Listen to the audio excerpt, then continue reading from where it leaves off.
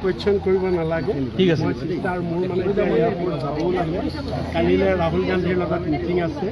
গতিকে মই যাব লাগে মই প্লিজ মাত্ৰ 5 মিনিট মই ব্ৰিফ কৰিম আপোনালোক যেহেতু এতিয়াৰ পৰা ৰখি আছে নোখোৱাকৈ যে ফাৰ্ষ্ট থিং SIT আৰু SITৰ এটা টিমে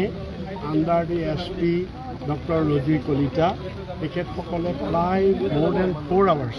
approximately 4 hours মোক আপোনাৰ সোধ কৰিলে ইণ্টাৰগেট কৰিলে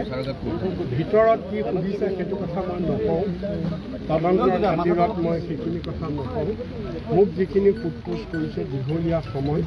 মই গোটেইবিলাকৰ উত্তৰ দিছোঁ তেখেতসকলে মোক মোৰ গোটেই প্ৰেছ কনফাৰেন্সৰ কথাবিলাক সুধিলে গৌৰৱ গগৈ কি কাৰণে মই ইমান ডিফেন্স দিছোঁ মোৰ হাতত কি তথ্য আছে তেখেতসকলেতো কৈছে গৌৰৱ গগৈ চোৰাংকে পাকিস্তানলৈ গৈছে বা কিবা মই যে ইমান ডিফেন্স দিছোঁ মোক তেখেতসকলে সুধিছে আপোনাৰ হাতত কি তথ্য আছে কিয় ইমান ডিফেন্স দিছে ইত্যাদি ইত্যাদি ইত্যাদি বিভিন্ন ধৰণৰ কথা সুধিছে গতিকে মই যি উত্তৰ দিব লাগে মই যথাযথ উত্তৰ দিছোঁ আৰু SITয়ে অৱশ্যে এইটো কথা ঠিক বহুত ফ্ৰেণ্ডলি ভাৱত মোক সুধিছে কথাবিলাক মোৰ পৰা বহুত কথা উলিয়াবলৈ তেওঁলোকে যত্ন কৰিছে কৰিবই তেওঁলোকৰ সেইটো প্ৰফেশ্যনেল কথা কিন্তু তাৰ বাহিৰে তেনেকুৱা নাই খালি মই SITক কেইটামান কথা কৈছোঁ মোক যেনেকৈ আপোনালোকে মাতিছে আৰু দুজন মানুহক মই মাতিবলৈ কৈছোঁ সেই দুজন হৈছে এজন হৈছে মুখ্যমন্ত্ৰী নিজকে মই মাতিবলৈ কৈছোঁ মুখ্যমন্ত্ৰী যে মুখ্যমন্ত্ৰীক মাতিবলৈ মই দুটা কাৰণত কৈছোঁ যে তেখেতে কিয় যদি ইমান মই যিটো আগতেও কৈ আছোঁ ইমান যে তেখেতৰ হাতত কংক্ৰিট প্ৰমাণ আছে বুলি কৈছে ইমান প্ৰমাণ থকাৰ পিছত তেখেতে কি কাৰণে দুখন ফটো মেনিপুলেট কৰিছে সেইখিনি মই আগতেও আপোনালোকক কৈছোঁ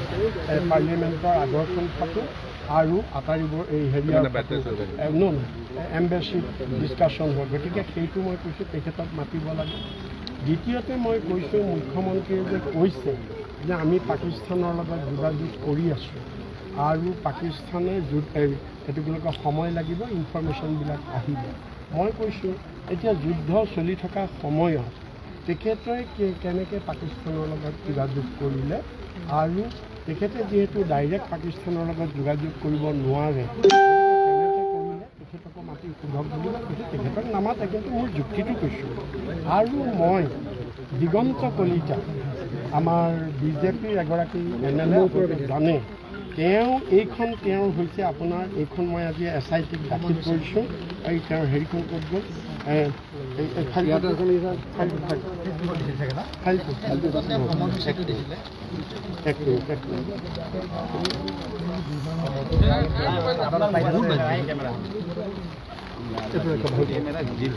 এইখন গোটেইখন দিগন্ত কলিতাই এইখন ফেচবুক দিছিলে দিগন্ত কলিতাই আৰু ফেচবুক দিয়াৰ পিছত এইখনৰ ওপৰত কেইবাটাও চেনেলত নিউজ হৈছে আৰু এইখনত আপোনালোকে জানে Day 1ৰ পৰা Day 15 15 দিন গৌৰৱ গগৈ পাকিস্তানত ক'ত কেনেকৈ আছিল গোটেই তথ্য এখেতে দিছে কেনেকৈ ফ্লাইটেৰে গৈ কৰাচীত নামিছিল কোন মেৰিয়েট হোটেলত আছিলে তাৰ লগত ডিনাৰ কৰিছিল কোন মৌলানাৰ লগত লগ পাইছিল ইত্যাদি ইত্যাদি ইত্যাদি বিভিন্ন ধৰণৰ কথা এইখনত আছে মই SITক আজি কৈছোঁ যে এইখনৰ পৰা এনেকুৱা লাগে যেন দিগন্ত কলিতাও গৌৰৱ গগৈৰ লগতেই গৈছিল নেকি লগত নগ'লেতো তেওঁ ইমানবিলাক কথা ক'ব নোৱাৰে নহয় আৰু পিছত মই জুকিয়াই চালোঁ 13 চনত গৌৰৱ গগৈ গৈছিলে 13 চনততো দিগন্ত কলিতা আমাৰ কংগ্ৰেছতে আছিলে গতিকে তেতিয়াতো গৌৰৱ গগৈৰ বন্ধু আছিলে হয়তো দিগন্ত কলিতাও লগত গৈছিলে আমাৰ হেৰিয়াৰ মুখ্যমন্ত্ৰীৰ লগত কি আমাৰ গৌৰৱ গগৈৰ লগত গতিকে দিগন্ত কলিতাক সেইকাৰণে মাতিব লাগে কাৰণ তেওঁ লগত নাথাকিলে এনেকৈ ক'ব নোৱাৰে লগত যদি নাথাকে এনেকৈ কোনটো দিনত কেতিয়া ব্ৰেকফাষ্ট কেতিয়া গ'ল কোন জেগাত গ'ল এটাকে এইখনটো ওলাইছে তথাপি মই এতিয়া আখৰ সৰু মই গোটেইটো প্ৰথম দিনাখনতো মই কৈছোঁ তেওঁ লিখিছে যে ইয়াৰ পৰা গৈ কৰাচীত নামিলে মেৰিয়েট হোটেলত উঠিলে তাত ৰাতি থাকিলে কোনোবা এজন মানুহৰ নাম দিছে তেওঁলোকে ডিনাৰ কৰিলে বাটত যাওঁতে কোনোবা এজন মৌলানাৰ লগত কথা পাতিছে এনেকুৱা বিভিন্ন প্ৰত্যক্ষ আছে গতিকে ডেফিনেটলি দিগন্ত কলিতাৰ লগত থাকিব লাগিব নাথাকিলেতো ইমান ক'ব নোৱাৰে নহয় গতিকে মই সেইকাৰণে কৈছোঁ SIT যদি দিগন্ত কলিতাক মাতে এতিয়া আপোনালোকে চব খবৰ পাব গোটেই খবৰটো পাব মই সেইটোৱে তেখেতসকলক ৰিকুৱেষ্ট কৰিছোঁ আকৌ মাতিব নেকি মোক সেইটো কথা তেখেতসকলে কৈছে দৰকাৰ হ'লে মাতিব কৈছে আপোনাক দৰকাৰ হ'লে আমি মাতিম মই কৈছোঁ আপোনালোকে 100 বাৰ মাতিলেও মই 100 বাৰ তেওঁলোক সন্তুষ্ট হৈছে নাই মইতো নাজানো কেনেকৈ জানিম মোক যি সুধিছে মই সেইবিলাকৰ যথাযথ উত্তৰ দিছোঁ মানে সেইখিনি সংবাদ মাধ্যমত আপুনি নিজে কৈছিলে কথাখিনি সেইখিনি ভিত্তিতে মাতা হৈছিল সেইখিনি ভিত্তিতেই মাতিছে সেইখিনি ভিত্তিতেই মোক তেখেতসকলে কমপ্লিটলি হেৰিয়াত স্ক্ৰীণত তেখেতে দেখুৱাই এটা এটাকৈ সুধিছে আপুনি এইটো কথা কৈছিলে এইটো কি তথ্য আছে আপোনাৰ আপুনি এইটো কৈছিলে আপুনি কেনেকৈ ক'লে আপুনি কেনেকৈ জানিলে ইত্যাদি ইত্যাদি গৌৰৱ গগৈ যে পাকিস্তানলৈ নাই যোৱা আপুনি কেনেকৈ কৈ আছে আপুনি কি প্ৰমাণ আছে আপোনাৰ হাতত নাই যোৱা আমাৰ হাতত প্ৰমাণ আছে মই ক'লোঁ কি আপোনালোকৰ হাতত কি প্ৰমাণ আছে আমি এনেকুৱা ধৰণে মানে বিভিন্ন ধৰণে তেওঁলোকে মানে মোক হেৰিও কৰিব চাইছে ব্যতিব্যস্তও কৰিব চাইছে মোক পাজুলত পেলাবও চাইছে কিন্তু তেখেতসকলে সেইটো তেখেতসকলৰ প্ৰফেশ্যনেল টেকটিক্স মই কৰিম কেলৈ নকৰিম আমি এটা আমাৰ দেশৰ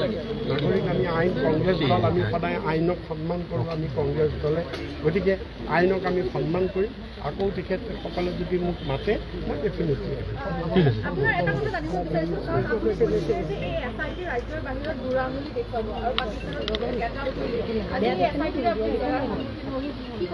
সেইটো আপোনাৰ সেইটো কথাত এটা পলিটিকেল কনফাৰেঞ্চত that is a political statement সেইটো এটা পলিটিকেল ষ্টেটমেণ্ট আৰু 2 নম্বৰ কথাটো হৈছে কি মই টেকনিকেল পইণ্টৰ কথাটো SIT মই সন্মান কৰোঁ আজি SIT মোক আমাৰ অসমত মাতিছে SIT আমাৰ অসমৰ ভৌগোলিক সীমাৰ ভিতৰত তেওঁলোকৰ সম্পূৰ্ণ অধিকাৰ আছে মোক মাতিছে মই আহিছোঁ কিন্তু ফৰেইন কাণ্ট্ৰিৰ লগত SITয়ে কাম কৰাটো কিছুমান টেকনিকেল পইণ্ট আছে ভিয়েনা কনফাৰেঞ্চৰ কথা আছে ভিয়েনা ছামিটৰ কথা আছে মই টেকনিকেল পইণ্টত কৈছোঁ সেইটো